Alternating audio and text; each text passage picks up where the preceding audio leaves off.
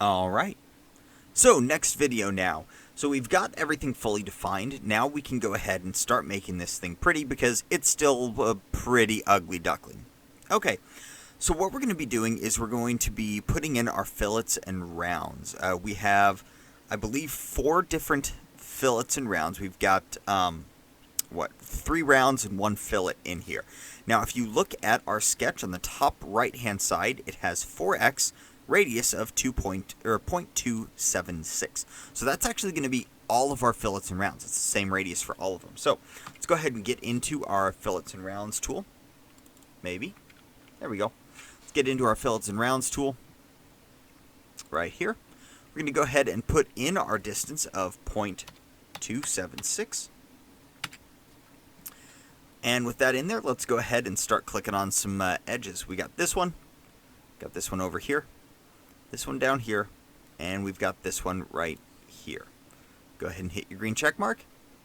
And now we've got our completed shape. We've got our fillets and rounds done. We've got our slot over here. Oh, no, we do have one thing left to do. Then we've got our radius right here. So the very last thing we've got is a circle. It's going to be up here on the top right side. I'm going to go ahead and click that. I'm just going to drop a nice little circle in there. Let's go ahead and grab our dimension tool and dimension that son of a gun, 0.197. Alright, with that dimensioned, now we can go ahead and exit our sketch. Go ahead and rotate down into a more isometric view. Again, I always do this. This just gives me a better idea of what I'm looking at when I do actually go in to do my feature. Next up, I'm going to go ahead and create an extrusion out of this. I'm going to hit my Extrude Boss Base tool. Now we want this to be a mid-plane extrusion. And lastly, it is going to be a mid-plane extrusion of 1 inch. Alright, with all that done, let's go ahead and hit our green check mark. There we go. So that is our initial shape that we're doing here. You can see it's a pretty simple little thing, right? Not a whole lot to it. Okay, next up we need to go ahead and start a new sketch. So this is going to be for a cutout. Essentially, there's going to be, in the finished product, there would be a wheel centered in this hole here, and I'm guessing that there's going to be a bracket hooked up back here or something. But what we need to make is we need to make that relief down in the middle here for whatever this wheel would be. Okay? So let's go ahead and start another sketch on our front plane. So click on our front plane, go ahead and hit the sketch button. I'm going to zoom out a little bit because all the work that we're doing is over here on the right-hand side. And now I'm going to go ahead and just simply select the circle tool. So the circle is pretty basic in this one. We're just going to do a single circle with 2 locationary dimensions and a dimension on the circle itself. First up, let's go ahead and dimension the circle. Click on the outside. I'm going to go ahead and drop a dimension of a diameter of 2.441 on there. Alright, so there's 2.441. Next up, we have to locate this circle because, again, right now it is pretty much free floating in space. You can move it wherever you want. We don't like that. That's really bad. So we need to fully define this thing. A circle, if you're defining the center point, is defined via 2 different dimensions. Typically speaking, it's going to be a vertical and a horizontal dimension based off of active geometry or the origin, which is what we're going to be doing in this case. So let's go ahead and click on our center point of the circle here. Let's click on our origin, and first let's go ahead and do the Y, or the up and down, which is going to be 0.787, and that's going to be that one. Next up, let's go ahead and go the other way. Let's go the horizontal direction. Click on the 2. Now you can pull straight up. Now if you pull it in between the 2, you can see that we've got a specified distance here that's a kind of as the crow flies. We don't want that. We want the linear distance, which is when you pull it straight up. And it's going to be 2.795. Alright, with that in there, now you can see that our circle has gone full black, meaning it is fully defined. So now we can go ahead and exit our sketch. Go ahead and rotate it around a little bit, just like this. And then we're going to be doing another feature with it. So this time the feature is going to be an extrude cut. We're cutting that circle in there, so let's go ahead and hit the extrude cut. We're going to change our direction to a mid-plane again. Then the mid-plane, maybe, there we go. And then the overall length is going to be 0.475. So put that in there. Oh, accidentally hit up to one. There we go. Okay, so 0.475. If I rotate around, you can kind of see the orientation that everything's going to be able to take. Now let's hit our green check mark. And there we go. Now we've got that groove, or that notch cut out. Okay, so the very last portion of this that we're going to be doing is we are going to be creating a recess on this half right here. So this part here, we're going to have a cutout going back into the component here. So what we want to do is, first up, let's go ahead and create a sketch. Now this sketch is going to be based on this surface right here.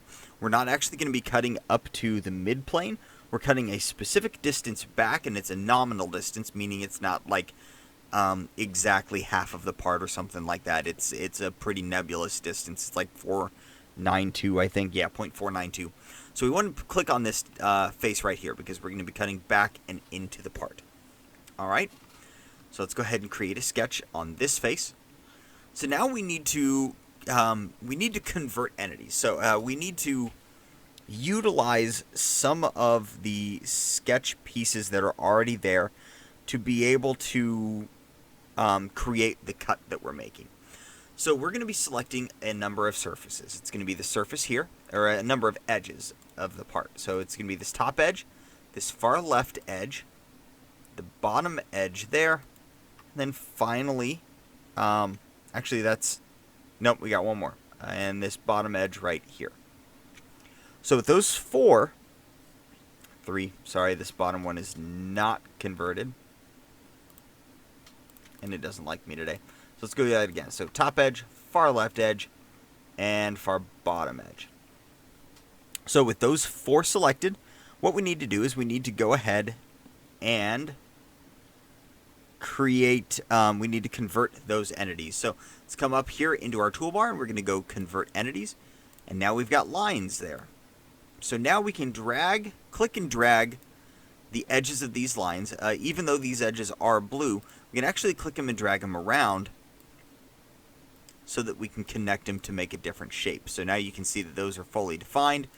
So the edges of these can just be moved around. So this one I'm going to pull down. As I pull down on this one, you can see that that preview pop up there. So I'm just going to let it snap to that. Go ahead and drop it. I'm going to click on the edge of this one, pull that one across. Okay. Now I'm going to go ahead and add my own lines in here. So I'm going to click on my line tool. First up, I'm going to click right here. This is going to be a line to drop straight down. We want this line to drop down in line with this one, but you had noticed when I went down here before, I didn't get that highlight. So that blue construction line coming across. So what I did was I came over here, and if you just hover over a line, you can see that I'm hovering over that line, and that line's going to turn orange. Now it's going to go ahead and give me that construction line coming across. So I'm going to go ahead and click there. I'm going to come all the way over here. I'm going to go ahead and click on my edge here. Then I'm going to go straight down here, and you can see that I'm relating it to that bottom line again with that blue dotted line. So I'm going to go ahead and click there and hit escape a couple of times.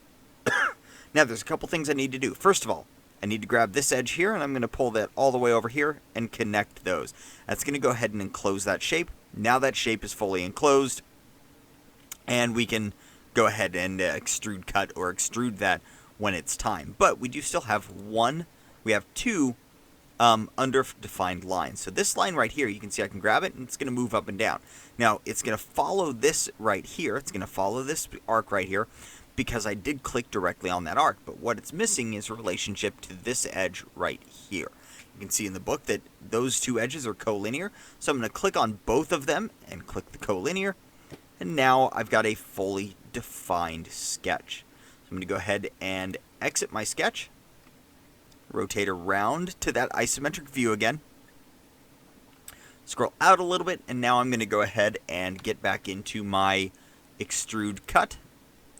And with the extrude cut clicked, I'm going to go ahead and we're going to leave this as blind because remember we've got that finite distance. And our finite distance is 0.492. Go ahead and add that in there. And I'm going to go ahead and hit my green check mark. And that's it. So that is our completed part for this week. Now, with that being said, that's not all of the completed part for this week. In addition to this, we're actually going to combine this along with the configurations. So now what I want you to do is I want you to come over to your configuration manager. Okay? And we're going to create a new configuration of this particular part. So you're actually going to be putting in two different masses and centers of gravity, and that's going to be just to be able to make sure that you guys can follow along with this stuff. Because one of the things they do in the CSWA the CFWA exam is they'll have you do an entire sketch, and then they'll go in and have you change something and resubmit your stuff to make sure that you made those changes. Now, what that does is that makes sure in the CSWA exams they do not tell you how to actually make a part. They're just judging on the final finished part. But what they do by doing this is they make sure that you made that part in a way that you could actually go in and understand how you created it, and you can edit it. Alright? So, let's go ahead and make a couple edits to this. So, we're going to leave this one as default. I'm going to right click up on the parts configuration one, hit add configuration. I'm just going to put this in as configuration 2. I'm going to go ahead and hit my green check mark.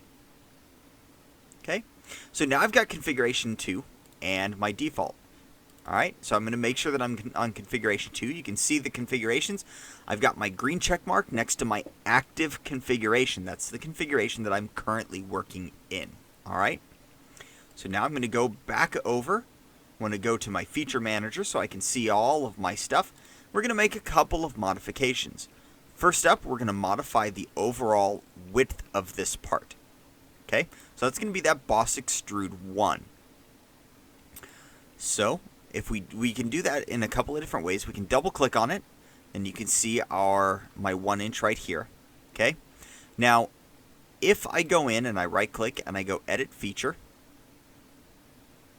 so the problem here is that when you right click and go to edit feature, you don't always have the option for this configuration only. About the only way that you can steadily do this and not have a break is by just double clicking on it and highlighting that. So you can see all of my sketch points here, right? Okay, so the first thing we're going to do is we're going to modify this. We're going to double click on the 1 inch. And remember, when you're doing configuration specific, so we want that default configuration to maintain in its original state. Whenever you're doing the default, or whenever you're modifying something configuration specific, always click this drop down next to it first, the configuration drop down. If you enter the dimension and then click the configuration drop down, that dimension has already been entered and already applied to all configurations. So you have to click on this first and go down to this configuration. We're going to modify this to 1.25 inches in overall width. Okay, we're going to hit our rebuild button. Now we can see that our part has grown. Okay, next up, let's go ahead and add some length in here. So under Boss Extrude 1, we want to go ahead and modify the sketch. Okay, so again, I'm just going to double click on that and we're going to see all of our parts here. I'm going to edit the overall length of this. If I double click on that, we're going to change the overall length to 4. Uh-oh, and I just did exactly what I told you guys not to do. Okay, so if you do that, if you change it without modifying this first, hit undo quickly, very quickly hit undo, and it'll actually revert. You can't hit escape. Escape will go ahead and just do it still, but you can hit undo. Okay, so we're gonna double click on it. I'm gonna click all configurations. We're gonna click that. We're gonna hit this configuration, and we're gonna go to 4, and that's going to change our overall length as soon as we hit the rebuild at the top. Okay, so now we've got that overall length changed. Now we need to change where this is a little bit, right? Because this is now no longer where it was before. So let's go ahead and modify that. So if I double click on this one, you can see that we've got our lengths here. Now we bumped that up by a little over half an inch. So let's go ahead and add a 0.6 to this one. So I'm going to double click on that. We're going to go ahead and click this drop down, hit this configuration. Now, in order to add this length, so you can do this, we do this all the time while we're testing out different configurations, different lengths, different stuff, is you figure out the math for one of the parts, just one of the lengths, okay? You figure out the math for it. Then you figure out the difference between what it was and what it is. So going from, where's my dimensions here? So going from 3.346, we bumped that up to 4 inches, right? So now, in order to get this circle back to its approximate location with the rest of the features on this, we're going to take 4 inches minus 3.346, which is 0.654. We're going to add that 0.654 to this length, so plus 0.654. Hit enter. We've got our this configuration only. So now if I hit my rebuild button, you can see that it's pushed that circle back out to the end. Right? Alright, so next up, and this is the last thing that we're going to do for this specific configuration. And actually this will be on the next video. We've kind of tapped out this video. So go ahead and go to the next video for the final portion of what we're going to be doing this for modifications, and we'll finish there.